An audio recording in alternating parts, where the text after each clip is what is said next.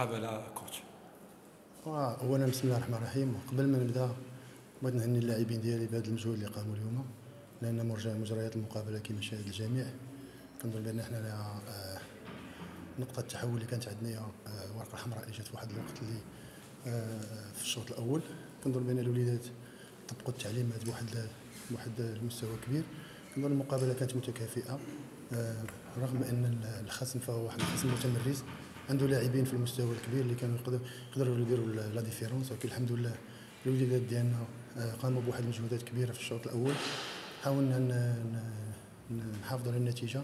في الشوط الثاني اعطينا التعليمات بان نسدوا على جميع المنافذ على الفريق الخصم، وهذا اللي قاموا به اللعابه في 45 دقيقه. كنظن بان خصنا مشات لنا 3 بوان، لان كما لاحظتوا كانت عندنا ثلاث محاولات تسجيل في الدقائق الاخيره، ولكن بحكم التجربه القليله اللي عند اللاعبين ديالنا ما استطعناش باش نسجلوا هذه الاهداف. شكرا جزيلا. شي تدخل؟ شي تساؤل اخوان؟ هذا السؤال تفضل سي نور الدين، اللاعب في رمضان شنو الحوايج اللي تغيروا مقارنه باللاعب الايام العاديه؟ ما غيكونش تغيير كبير، لان دابا كنعيشوا حنا الاحتراف، يعني اللاعب خصو يوجد راسو في التوقيت في 10 الليل.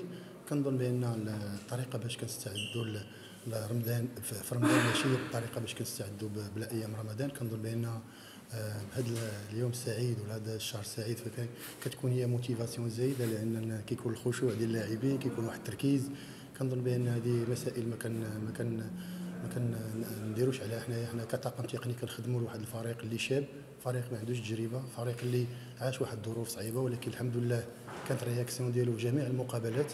نظن اليوم برمضان ولا بلا رمضان اليوم قدمنا واحد المقابله كبيره اللي خلاتنا باش نربحوا واحد النقطه اللي غدير واحد الفريق كبير في الترتيب ان شاء الله. الفرقه تبدلات، شنو اللي وقع؟ كيفاش قريتي الفرقه؟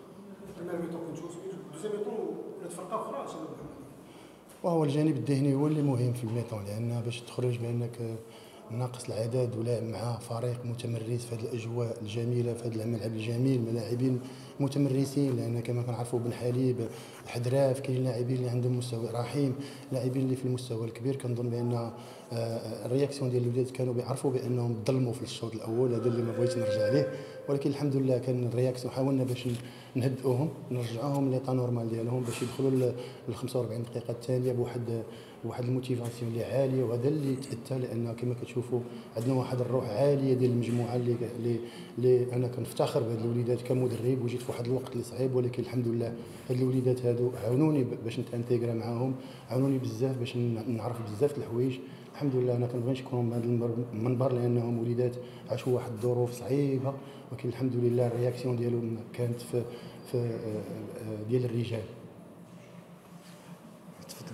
سي نور الدين، كان عندكم نقص عددي منذ الشوط الاول، رغم ذلك ما بانش هذا النقص العددي. شنو التعليمات اللي عطيتوا للاعبين باش ما يبانش هذا النقص؟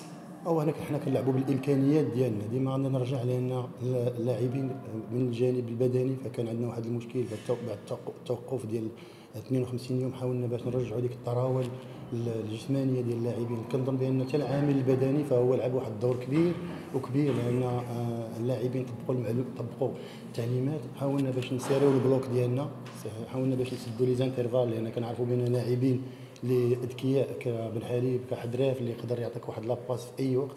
كنظن بان هذا هو الاشياء اللي طبقوا الوليدات، طبقوا التعليمات بمعنى الكلمه اليوم. شكرا جزيلا سي نور. الله يحفظك.